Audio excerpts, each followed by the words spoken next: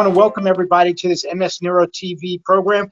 So, for those that don't know, and I'm sure that there are several of you online tonight that are here because you really just want to hear Jeremiah speak, all right? But my name is Stuart Schlossman. I'm president and founder of MS Views and News. I also am an multiple sclerosis patient, and that's how it all began, but that's a long story, and that's for another day. So, of course, today, this is an MS Views and News program, and now I want to introduce you to our guest, and that is Jeremiah Robison, and he is the founder and CEO of CIONIC Neurosleeve, and we're going to hear from Jeremiah, and I'm going to be asking him questions.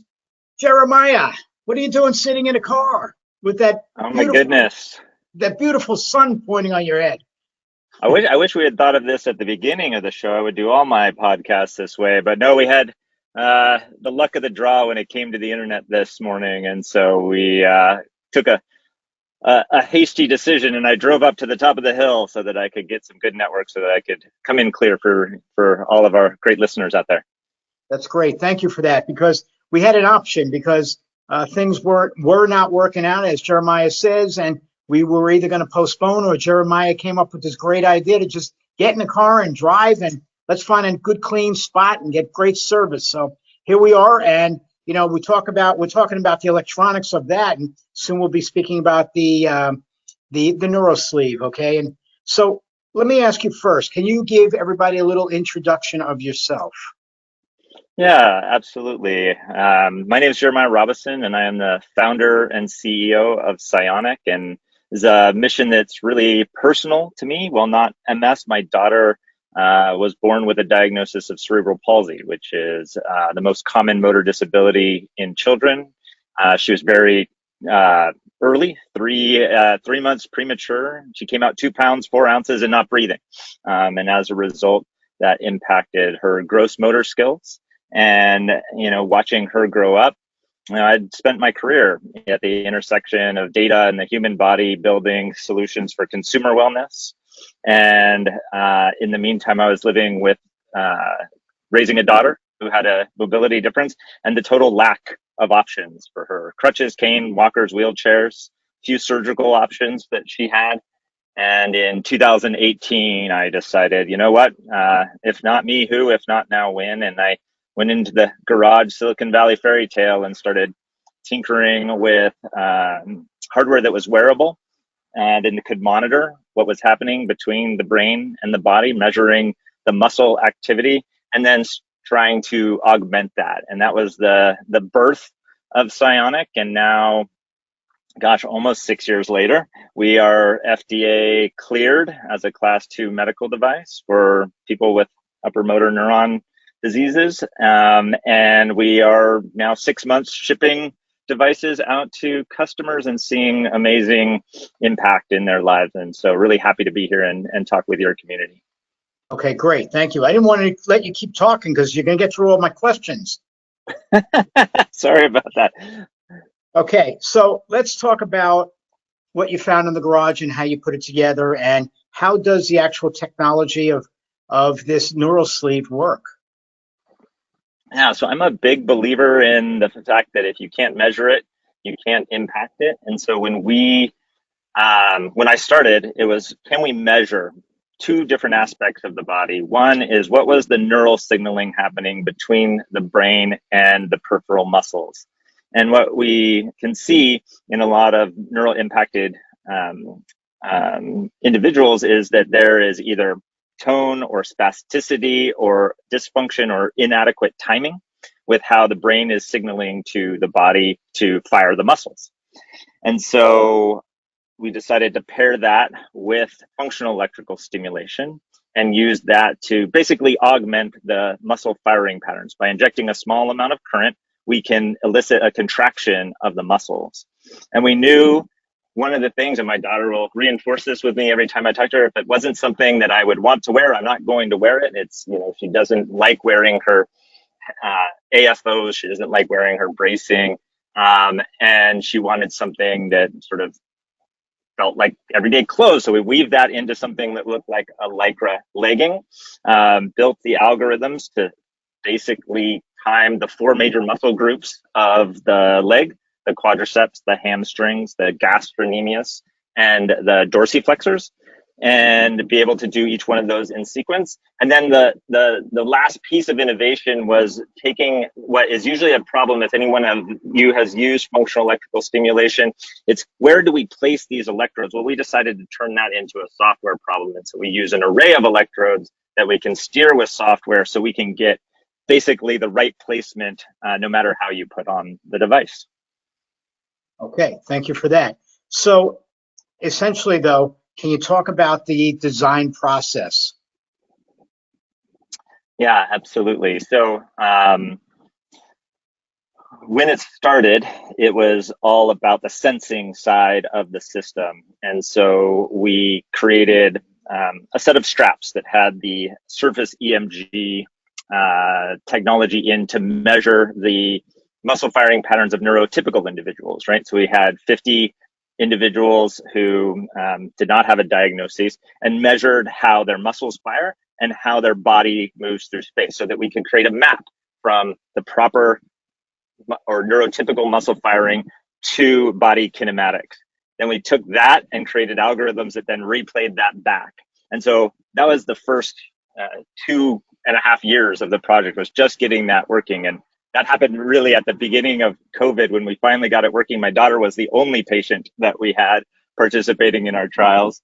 And so we just kept building, and we partnered with a design firm that I had familiarity with who really did the industrial design, and they interviewed a number of individuals with different diagnoses. What are the challenges, right? We build a product that is about independence. You need to be able to put it on yourself, right? And so can we design something that someone with hemiparesis that happens through stroke can put on with one hand? Can it be something that is flexible, lightweight? And then we were able to integrate all those components together to then go into our clinical trials, which once we had vaccines, we were able to start those. And we did that in partnership with Cleveland State University, where we have some of our individuals, our team members there. And then we put it through FDA. So you see all of these steps, all the steps along the way to get to where we're at today. Sure, thank you for that. What is the NeuroSleeve's superpower? What makes it truly unique? I mean, I'm saying this because also there are AFOs out there that are similar, but not quite the same. So can you elaborate further, please? Yeah, it boils down to a few different components of what we've built.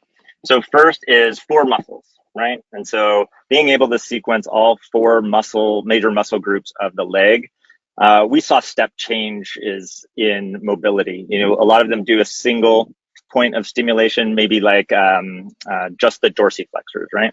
And so with the more complicated, complex gait deviations, it wasn't until we were able to sequence all 4 muscles that we were able to really see these dramatic step changes. So that's number 1. Number 2 is that combination of sensing and stimulation, being able to do that with one set of electrodes and being able to understand what is happening in the body and then impact it. So all of the software power behind it is totally adaptable to each individual gait pattern. That's number 2. And then number 3 is these software steered electrodes, our ability to take and create a virtual electrode by time slicing across this helps to enable perfect placement every time someone puts the sleeve on. And so rather than trying to hunt and find where is the right place for stimulation, they're able to, individuals are able to just sort of tune it in software. And then the last is just the adaptability. We continue to improve the product. We think of this, you know, while it is a medical product, we also think of it as a consumer product. We just launched our last big update about a month ago. We had an AMA where we brought people on. We walked them through new exercises aimed at the subcomponents of strengthening for gait. And we're going to continue to iterate on that, continue to do new activities, stairs. We've had people say, can you help me ski again? Can you help me run again? And this is what is magical, I think, about our system. Right. Thank you for that. How many different disease states are you working with right now with this product? Right now, we are able to service individuals with multiple sclerosis, post-stroke, cerebral palsy, some spinal cord injuries, and then a long tail of different impacts for the central nervous system. We're looking, we just launched a trial for osteoarthritis and orthopedic knee reconstruction. Some of the same challenges where the neural signaling patterns after reconstruction don't come back. And so those are the core disease states that we work with today, and we're always looking for new opportunities. There's a couple of research facilities that are looking at other disease states, even something which is on the peripheral nerve system, like ALS, is something that people are exploring. So we're always looking for partners within the academic systems to help us up-level our knowledge and to test into new indications. Have you all? I'm going to get back to the regular questions that we have here, but since we're speaking about this, have you spoken with any of like the spinal centers in the U.S., like the Shepherd Center in Atlanta, Georgia? Yeah, so we have just started our Clinical Center of Excellence program. We have our first Center of Excellence with Shirley Ryan Ability Lab out of Chicago, and then we've been talking to regional centers across the country. Shepherd is one, Craig Hospital is another, and they all have a unique and interesting patient base. And you talk about Shepherd Center, it's more heavily stroke, for example, and then some of the other ones that are more TBI and spinal cord injury. So by partnering with each of these individual sites, we have both clinical operations, and many of them also have research operations. So we're working on both sides of that to pull things forward. Okay, thank you for that. All right, let's talk about the training process. What does a person have to do to get acclimated and trained on this product? Yeah, what we wanted to do was really make it so that we could put as much power in the hands of our users as possible, and that we could be there for them whenever they need it. And so we built a telehealth layer in, and at first it was out of necessity, right? We were doing our first set of trials during COVID and couldn't see people every day. And so, but what ended up being sort of a solve for a point in time problem ended up being this great asset. So we have the ability from a remote session to bring up a video view with our customers, just like we're here talking over video from a couple thousand miles away, and see all of the signals coming off of the device, and also be able to tune in the parameters. So using that, we're able to get them set up, get the initial electrode settings tuned in, and then educate them on how to use the system so that they feel confident that they can adjust the settings to give them the best possible actuation of their body each time they use the product. And then after we do that, we can check on them on a regular basis, and we'll schedule follow-ups and do so as needed, as they are learning how to use the product, and two, as their mobility needs change. Because as you know, everyone's mobility is going to evolve in one way or another. And so we want to make sure that we can always get the best for them out of the system. Okay, thank you. Next, what types of programs are available in the app? So the core program is around gait, and we spend the most time dialing that in, but we wanted to make sure that we could actually help with all of the sub parts of gait. So they're very simple exercises like toe raises, calf raises, leg extensions, and knee flexion that you can do, and those can be done with timed stimulation. So I think the muscle activation happening on a timer.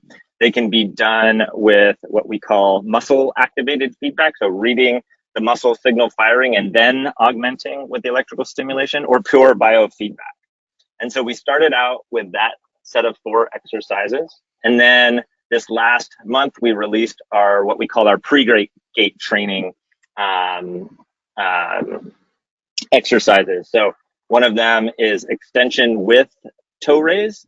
And so one of the things we often see with high spasticity hemiparesis is that when an individual is extending their leg, they're pointing their toe, right? And that's super dangerous when you're swinging through in gait. And so what the exercise does is, using the activation signal of the quadricep, we're then able to stimulate the dorsiflexors and lift that toe. We also did what we call rocker. So the transition from plantar flexion to dorsiflexion, same thing, where we're able to use the relaxation signal from the calf muscle firing to then fire the TA. So we're trying to teach these signaling patterns to the brain and the body so that they can be put together during gait.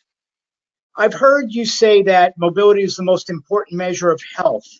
Why do you say this?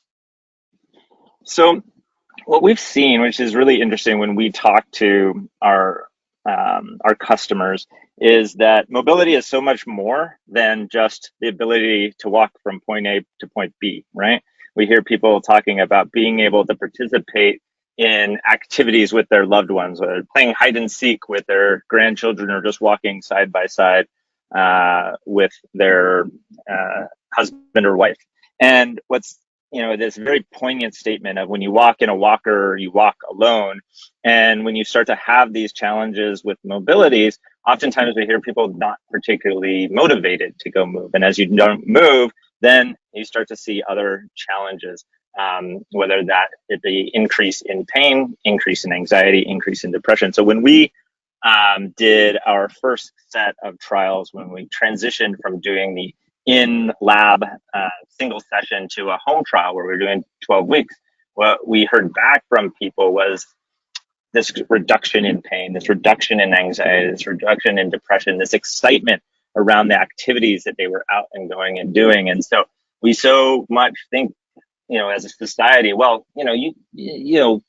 it's just mobility, right? You just can't get around, but it ends up impacting every aspect of our health in a really powerful way. Oh, thank you for that. Boy, do I know about mobility issues lately. I had a lot of pain in my leg 5 weeks ago and couldn't find out what it was. And I had to do 5 long trips on a very bad, painful leg. And I returned from my trips and went to go see an orthopedic surgeon and found out that for 5 weeks I was walking around on a cracked fibula. Oh my goodness. In 2 spots. Oh. So yes, I'm getting to endure some of this pain and discomfort and know what it's like to have problems walking around. All right, getting back to things. Can you highlight any noteworthy user experiences with the NeuroSleeve? Oh, yes, absolutely. We just sent out our newsletter actually this morning, inviting people to join us in this call, but there were a few stories that were featured there. So one of our early trial participants, a young man, and his big goal was to walk his daughter down the aisle for their wedding. He had MS for about 10 years, I believe, his diagnosis. And so we were working, and he was so diligent. He did all the exercises, and then he was doing the walking. And it was just this last month, he walked his daughter down the aisle. What an amazing experience, and to be a part of that. So it's just incredibly powerful. One of our other users just shared a story about her going on vacation and going to a place that she had always wanted to be. And her husband would push the wheelchair along just in case, but she never had to use it. It was like, they gave us the funniest look. Why was I walking and him pushing the wheelchair? It was, you start to get that independence, and, the fact that she was able to enjoy the city of Quebec and be able to walk all around on the cobbled streets and be able to enjoy that alongside her loved one. I mean, what a great experience. Okay, that's awesome. I think I heard the one about the person with the wedding, and that's a great story. So I'm glad that you brought that up. How would you know someone? How would someone know if the NeuroSleeve may be a fit for their mobility? I mean, is there a range that you can talk about? Yeah, we have. So it depends condition by condition.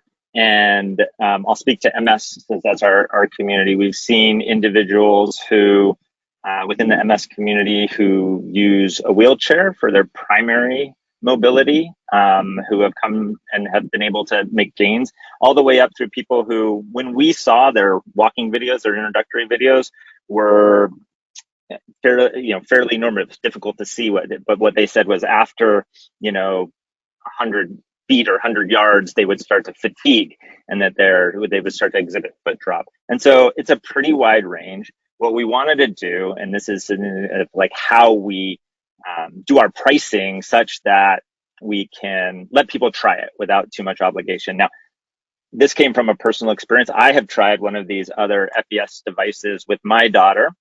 I paid $6,000 out of my pocket. No try before you buy, no money back guarantee. It wasn't the right prescription for her. And so we said, let's just make it easy. We'll do $200 a month. If it's working for you, great. If it's not, send it back, cancel anytime. And this hopefully makes it much more accessible. What we've seen is that around 95% of the people that have tried it, we do the review and look at their prescription. They get the prescription from their doctor. We have them upload a walking video. We assess that, and we'll usually talk to individuals who we may have some questions about their mobility. About 95% have been successful and been able to use the sleeve with success. Okay, thank you. So going back to the range, though, of somebody using it from one scale of disability to another, if a person is unbalanced but able to walk, or a person that's not able to walk currently, where would you, what classification would you put them in? I'm not sure I quite understand about the classification, but all right. So let me say that a different way. If a person is using a walker to get around, are they able to use the NeuroSleeve? Yeah, absolutely. Where I think it's right at the at sort of the lower mobility, where using a wheelchair, are they able to get up into a walker independently and take a few steps? That's sort of where the lower end of mobility, where we've seen success. They still have to have the ability to, innervate the muscle, right. But that's the lower end. Okay, yeah. So that's what I was going to ask. If on the next step down from there, a person who's using a wheelchair or a mobility scooter and is using that most of the time, but that they can get up and they can walk with a walker, are they still able then? Do they qualify for at least trying the sleeve? Yeah, absolutely. We've seen success in that group of folks for sure. Okay. All right. Thank you for that. And next is, if someone is interested in trying the NeuroSleeve, how would they go about obtaining one? Super easy. Go on to our website, CIONIC.com. You can go through an assessment flow. At the end of the assessment flow, you'll be given the information to share with the doctor. It is prescription only. And it's important to talk and make sure that everything is, about the diagnosis. You have the clinical team on board. Once we validate the prescription, you upload a walking video. We can do the assessment with that, and then we will ship it to the user, and then do that whole process that I talked about of training with the online video conference. When you spoke about the $200 a month before, where's the cap on the $200? So what is the actual overall price? Yeah, so we do $200 for the first 12 months. And then there are a couple different options going forward. One is to keep on that $200 a month, and we'll refresh the hardware as we build new hardware and things improve. Or there's a la carte options, which allow you to buy electrodes independently as those need refreshed over time. Okay, thank you very much. All right, next questions. Has anybody been able to progress to running using this device? Not yet, and we don't have a program yet for running. As I talked about earlier, as we work on our algorithms, there are some ones that we want to implement, and running is one of them. We've had a few people who have been able to do that on their own through progression, right? So like be able to progress from walking and start to do a little bit of running without the sleeve. We've graduated a couple people from the sleeve, primarily stroke, one-time brain injury, a little bit, I would say a little bit less difficult than a neuroprogressive disease like MS, but have graduated to the point where they're back to walking the way that they wanted to, and were able to graduate from the sleeve. Great, thank you for that. Next question, how to get pay assistance for the NeuroSleeve? Concerns with insurance coverage for this device? Anything you could talk about with that would be great. Yeah, we are early experimental technology in the eyes of most payers. Within the MS community, we have seen people get positive reimbursement decisions with good letters of medical necessity from their doctors. Obviously, depends on the system. The VA has started to pay for it for the veterans, which is a really great sign, and maybe a first step on that pathway to getting broader coverage. And we'll continue to work at it. We want to make it as accessible to folks from a price perspective as possible, and obviously coverage is the big one. Good, thank you for that. Next, the person writes, I'd like to schedule an in-person consult. How do I do this? Great, we're working on that. It's a common request. Obviously, we're a small team and we don't have people in all locales. So what we're doing with these clinical centers of excellence is setting up places that are sort of dedicated with staff on their team that are experts in the system. Then we're going to start to do basically a tour, right? So go from really around the abilities expos and these types of events so that we can make it around the country. Okay, thank you. Is the NeuroSleeve unilateral or bilateral? Each sleeve is unilateral. We have individuals who use two, who use them bilaterally. Each sleeve connects in to the system and can work in concert with one another. Okay, thank you. Next, I currently use a walker. Will this get me back to walking with no assistance? Gosh, I wish I could promise results. Sometimes yes, sometimes no. Give it a try. Love to work with you. Okay, thank you. Next, what is NeuroSleeve? Well, you already answered that. Does it help people with progressive MS, or can it help people with progressive MS? Yeah, we have folks across the various flavors of MS and other upper motor neuron conditions. Great, thank you. Will the NeuroSleeve work for someone with foot drop due to spasticity? It's a really interesting question, and I'm glad they said foot drop with spasticity. So this is my daughter's challenge, right? She has foot drop, and it is caused not by a lack of being able to fire the dorsiflexors, but a spastic firing of the gastroc. So when she tried one of these single channel dorsiflexion stimulators, it did not work for her. And what we found was that by stimulating the gastroc during the appropriate plantar flexion phase of gait, that then when her foot was swinging through, the gastroc relaxed. And so there was a positive impact of firing the gastroc at the right time that signaled to the body to relax at the swing time. And that's part of those progressive exercises that we just launched with the rockers, right? Can we train, especially within spastic or high tone compensations, to make that switch between firing and relaxing the muscle? Okay, thank you. So a lot of people, I didn't quite hear your answer before when you spoke about the insurance, but several people are asking about insurance. Is there any insurance for this? I'll repeat what I said before. We have seen cases where individuals with a good letter of medical necessity from their doctor have gotten positive reimbursement decisions. Okay, thank you. But you don't do that. So you're saying that they would have to submit. They would have to do that, yeah. I mean, I hope eventually we get enough staff that we can help with that. We can definitely give the templates for those letters to the clinicians. And we're working on the other side to try to get broader coverage, talking with the different payers, going through the studies that they want to see to get this covered. Okay, thank you. And that's by private insurance. Do you know if Medicare or Medicaid is picking this up? I don't believe they are yet. Okay, thank you for that. Next, will the NeuroSleeve work for someone? We already spoke about that. Please find out when it will be available in Florida. Florida, yes. What's up with that?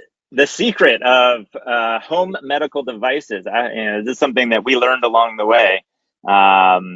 After getting through FDA regulation, after setting up our home medical device retail license facility in California, we then had to go through regulatory in almost half of the states. Almost half the states have reciprocal license for California, but the other half have their own regulations. Part of going through that in Florida is to go through Medicare accreditation. We've done that. We've successfully obtained our Medicare accreditation, our DME POS accreditation, which unlocked a couple of states, one of them being Ohio, the last one being Florida. And so everyone I've talked to said Florida is the longest from a regulatory process. Trust we're in that process. We have gone through each of the hurdles right now. They had to have our entire board of directors background checked. And so we've done all that. And so we're just going through and turning the crank, and hopefully soon. Okay, thank you for that. I think you should got to go to the Capitol and speak with the governor first. Oh man, we got a lot of things going on in Florida right now. I'm not sure that's one that I don't know if you want. I don't know if you want to go that route, right? I did have one company tell me that they did have to get lawyers involved to get their device approved there. So let's hope it doesn't come to that, and let's hope we've done all of the paperwork correctly so that it speeds through. Thank you for that. What about, you were talking about the United States. So there are a few people on that are from outside the country, and they want to know when it could be available in places like New Zealand. Oh my gosh. Yeah, I know. I don't know is the answer. We're focused on the US right now. We're focused on getting as broad reimbursement coverage as we can right now. The next step after that will probably be pediatrics here in the US. It's something where right now we're only approved for ages 22 and up. And then we've been talking with some government development boards in various countries. And they move as fast as governments move. And so, we will be working on it. We want to make this available in as many places as possible, but it's going to take us a while. And somebody now just shouted in, how about the United Kingdom? United Kingdom, Canada, Germany, Italy. I know. I wish I could move faster. I wish I had bigger budget. Right. Got you there. All right. Does the sleeve work for people that have zero control of their foot and severe weakness on one side plus normal strength on the other side? Yes, we have seen cases where individuals come to us and we ask them to voluntarily lift their toe and we see zero movement. And we were able to apply the functional electrical stimulation and see activation of those dorsiflexors. And what was really interesting to me is that we also, with our surface EMG capturing of that electrical signal, we can see the signal. It's weak. It was low amplitude signal, but we were able to see it. And we were able to actually use that as a triggering mechanism for the exercises for them and really connect the dots between the effort they're putting in. And this is, I think, the thing that's so discouraging when is a zero control of the foot. Now, you don't see it, then you're not going to be encouraged to continue to work it, right? And if you don't continue to work it, you're going to lose more function. And so if we can take that little bit of signal that we see and amplify it with electrical stimulation, maybe in certain cases, we can reconnect some of that volition to activation. So are you all seeing what's the person's wearing? Are you seeing it, or is it only the person that's wearing it that's seeing what the I don't know, your connections are doing? I don't know what they're called. So yeah, we have in the app we have biofeedback exercise. Biofeedback is measuring the muscle firing. And so even in the case where someone wouldn't be able to see their foot physically moving, they could see this little bar that goes up and tells them that we can see the signal with our sensors. Okay, good. So yes, another person is now asking, is there a way to eventually measure the strength of the muscles being impacted, thus objectively measuring or tracking the progress? Yeah, it's an interesting challenge with surface EMG as a diagnostic, right? When we think about surface EMG as a diagnostic, to get it accurate to measure the progress, you would have to put the electrode, and usually they do this with a little needle, in the same exact spot every time, at the same exact depth, because otherwise you're sort of reading different muscles. So how can we, in a situation where maybe that is going to be imprecise to measure across time from one day to the next, how can we measure progress? Well, what we are able to track is things like gait speed and stride length and gait variability. And these measures do track over time. We're able to see how they improve or in certain cases, as a disease progresses, actually regress. We're able to measure that on an ongoing basis. And I was thinking about this when you were talking about your fracture in your fibula. Someday, right, as Star Trek moment, you would have known that because your clothing would have been able to sense that. It would be able to understand. You think about people who are doing wearable MRIs, wearable ultrasound now. It's all in the lab. It's going to come out. It's going to take time. But that's the type of thing which you should have known as soon as it happened, right? And I believe this even before I started this company, that eventually all of the garments that we wear will be able to track on an ongoing basis. And what a revolution to healthcare that will be when we actually know what's happening when it happens in the body. Well, if I were Bones on Star Trek, I could have used my tricorder and could have found what was wrong. Exactly. You could have healed it too. You're just like, that's someday, right. Just with a quick blah. All right, so I'm changing this next person's question around a little bit just because I'm going to add something else. And does wearing the CIONIC sleeve retrain the brain to lift the foot, like in foot drop? Therefore, the sleeve will eventually not be needed. I guess that's another form of neuroplasticity. I would say anecdotally, we have seen cases where this is true. We have not run a long-term outcome study around neuroplasticity to understand sort of what percent of people experience this. But we did have a couple of individuals with stroke who, and one of them was one of those individuals who, when she came to us, we asked her to lift her toe. She couldn't. And then through use of the sleeve, she was able to rebuild up some of those connections. It would be irresponsible of me to claim that was all our device without the study, but we have seen anecdotally that people are building new connections and able to improve their own independent firing of their muscles. Great, thank you for that. How long does it take to put on one of these? How long does it take to put on the sleeve and to adjust it till it's working correctly for you each day?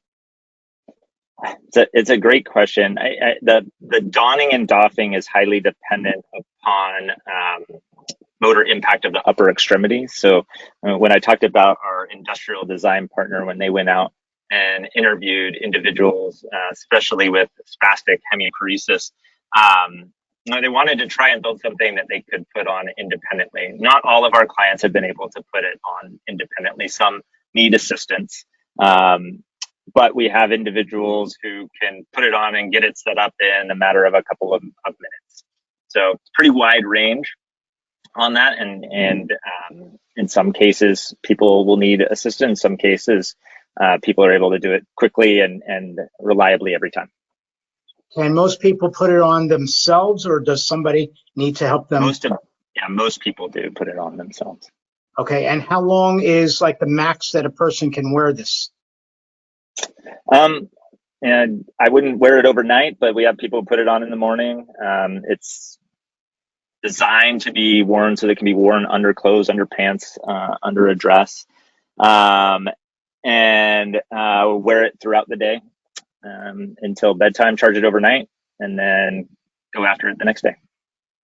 Okay, thank you. When a person uses this, like for the first few times, are they doing it under the direction of with a physical therapist or with somebody else that has to help them to wear this, or is it done through a Zoom call? So our mobility specialists are a combination of physical therapists and exercise physiologists. And they help to set the user up, make sure that they're able to use it comfortably and safely. And we'll do that for as long as it takes to make sure that they're safe. But the goal is to have people be independent as quickly as possible, comfortable with adjusting the device to their needs, and independent. Okay, so they're doing this from their home and not having to go somewhere? That's right. It's all through a Zoom call, basically, that's built into the app. And what's nice about building it into our own app is not only can we see the video of someone walking, we can also see what's happening with the signals of the device and help to adjust and walk people through the app screens. Okay, what about a person who's a wheelchair user who needs an AFO to take a few steps due to their foot drop? How will this help? We've seen individuals with that exact mobility profile who have, in some cases, started out just doing the exercises to start strengthening the individual muscles. And then we have had individuals who have used the sleeve also with an AFO when they have ankle instability, as they start to strengthen those everter muscles, the ones that, oftentimes what we saw within our clinical trials was when individuals have difficulty with dorsiflexion, they often have difficulty with inversion as well. And while we can help to strengthen both of those and balance that out, sometimes, rare occasions, we'll have people start to use the sleeve with the AFO as they gain strength, remove the AFO. And it's all about, it is exercise. It is your own body. We don't use motors. We don't use, we're only using the strength that the individual has access to, but we're helping to coordinate it and time it properly. And so as you do the work, you'll build up strength, build up some of that range of motion, and be able to hopefully continue to progress with the device. Okay, thank you. For a person who's got foot drop due to weakness and not spasticity, will it work for them as well? Yeah, that's actually the easier case. Okay, good. All right, next one. What does graduate from the sleeve actually mean? I mean, they didn't use it anymore. They didn't feel the need to use it anymore. Okay. And do you need to wear the neural all the time, or just when exercising or going for a walk? We have a mix of both. We have a number of individuals who use it all day long. Right? They put it on in the morning. It helps with whatever you're doing. You're even just moving around the house and doing chores or through the office.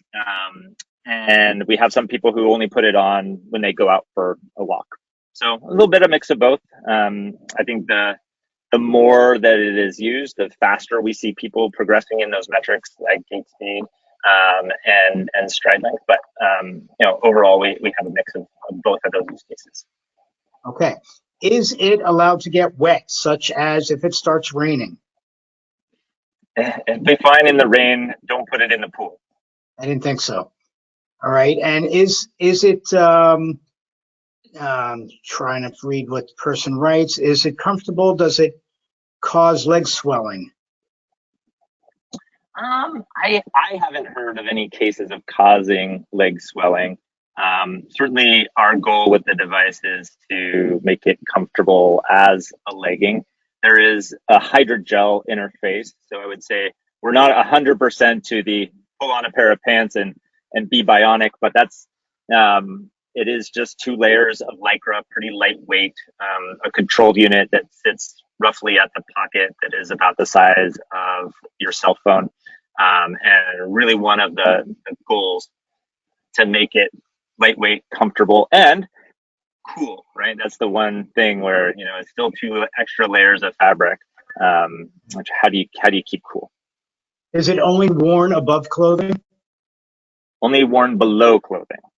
Below clothing. So next to the skin. You have to be next to the skin for the electricity to be able to get into the muscle or into the nerve. So for those that live in a hot, humid climate on a regular basis, how does that work for them? Some people get hot. Some people are okay. Gotcha. All right, next one. To have insurance coverage, how do I go about that? Could I get more details? I think he might have already said that. You're going to have to just submit that directly to your insurance company, as they do not get involved with this. Is that correct? Yep, that's right. As I said before, recommend getting a letter of medical necessity from your physician, and recommend doing that before getting the sleeve. Oftentimes, if you already have a device, not just ours, and you're saying, I want it reimbursed, like, well, but you already are paying for it, that can be problematic. Okay, thank you. By the way, for everybody that's online asking if their state is cleared for this, I think if you go to the CIONICsleeve.com website, you can find out if you qualify, and just by putting in your state. Is that correct, Jeremiah? Yeah, but I can just list out, there's only 5 states in the US right now where we're not yet allowed to ship. Florida, Nevada, Oregon, Montana, North Dakota. I believe those are the 5 that are still remaining. Okay. You got south, but not north. That's strange. Okay. Dakota. Well, yeah, we're missing Florida, so. Well, you're missing Florida. That might be the last one on the list. I'm still looking forward to the day when we can ship to Florida. A lot of people in Florida. A lot of people who want the sleeve. A lot of people, yes. We'll have to try to figure out with you while I'm down in Florida how we can help you get that moved along. All right. Next person writes, I travel a lot. Can you wear the neural sleeve in airports? And better so, can you go through TSA with your neural sleeve? Yeah. Recommend getting a travel card. It's a little card, and we have templates that you can get from us that state what the device is. You'll probably have to take the control unit out to go through the security checkpoint, but we've had a lot of people travel with the sleeve and been okay. Okay, thank you for that. All right, next, how does the functionality of the sleeve compare to an FES bike, on how an FES bike works? Electrical stimulation via electrode type patches? Apologies if I missed as I joined late. Yeah, so FES bikes are an interesting comparison. FES bikes often are wired electrodes with the big patches, and they have a motor in the bike. And so the motor is helping while the stimulation is activating. Typically, you'll do glutes, quads, and sometimes hamstring with the FES bikes. So we do have a biking program, but it's not what I would say is the equivalent of FES because we don't have the motor, which helps and assists. And so big differences: wearable, no motor, and really targeted towards walking and ambulation. The exercise bike, not for going out and biking on the road, but just as another exercise modality. Okay, thank you. Thigh size limits should be smaller, please? I don't understand that. Yeah, we have a few. I can answer that, Stuart. Right now, we have about a dozen SKUs, different sizes, to accommodate different leg sizes. We are working on we'll call it an extra small to fit smaller legs. And then what we have to do is just size the wiring down to do that. And that's actually also a step on the way to pediatrics. So we're working on accommodating individuals, especially with the smaller legs. Person writes, I can walk with a walker, but my balance is weak. Will this help? I do know you did answer that earlier. You could answer it again. Let's give it a try. Would love to work with you. So the person's writing that they walk with a walker, but their balance is weak. Will it help? And you said give it a try. Okay, great. Yeah, no, we have lots of individuals with that same exact profile. So, obviously we have to try it before we know, but yeah, we have individuals who have that exact profile and have been able to improve their walking. Okay, thank you. Does it use DC or AC or both?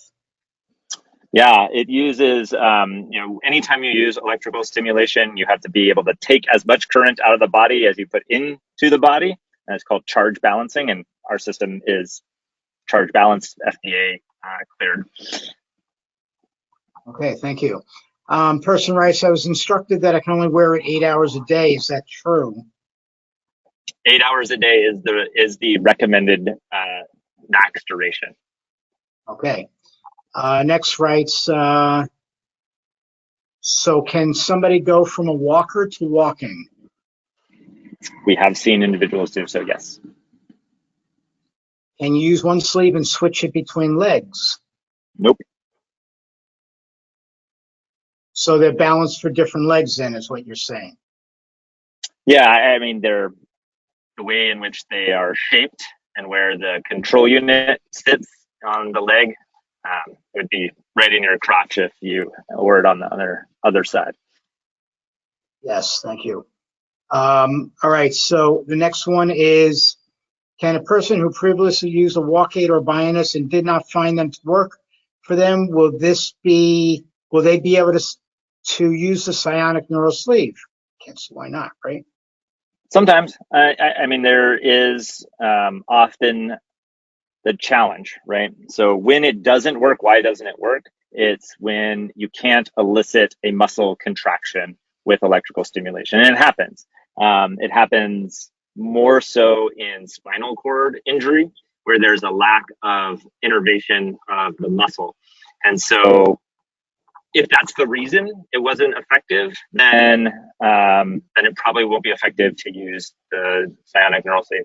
If, and we've seen this in a number of cases, where they were able to elicit dorsiflexion with one of those devices, but it was always inversion, right? You always get dramatic inversion or dramatic eversion. We've seen that they've been able to be successful with our sleeve. So if it's an innervation problem, no actual ability for electrical current to activate a muscle, our sleeve won't be any different for them. If it is about how it actuates it and how balanced that is, or if it is more complex and you need hamstring and or quad and or calf to go with that, which is often the case that we see, then yes, give it a try. Okay, thank you. If a person's wearing a pacemaker for counterindicated, talk to your doctor. Thank you. All right, next, where do we find a PT to come to our house to help set this up? Don't have any answer for that today. We're talking with multiple different clinical organizations to see how we might be able to integrate it into their standard of care, but we don't have a solution for that today. Okay, thank you. Did I already ask you how do you keep it clean? Right now it's spot clean, so fabric disinfectant spray, wipe down. Over time, ambition for the future, no promises as to when, we'll make that waterproof so that it can be washed in the washing machine. Right. Currently, how many people are using CIONIC sleeve? I'm not at liberty to say. Wow, okay. All right, next, can it be used if you have clonus reflex? Can, yeah, we have some patients who have that condition. Okay. That was our final question of the day. If you did we were rapid fire, we did that. I did that, exactly. And Jeremiah, I want to thank you very, very much for being online with us tonight. As you can see, a lot of people have interest. I know I have interest for a lot of other people that I know. And maybe we can make this happen in the state of Florida. We're going to make it happen in Florida for sure. Right. So thank you very much again. And a lot of people are writing thank you right now. And we'll just we'll do more with you in the future. How's that? Awesome, Stuart. Thank you so much for having me on. This was a lot of fun. I'm glad we got through so much content and we're able to answer so many questions, and look forward to doing it again. I'm just glad that you thought to get in your car and let's make this work, okay? Thank goodness for all of the satellite internets. That's right. Thank you very much. Have a great night, everybody. Be careful out there. Bye-bye.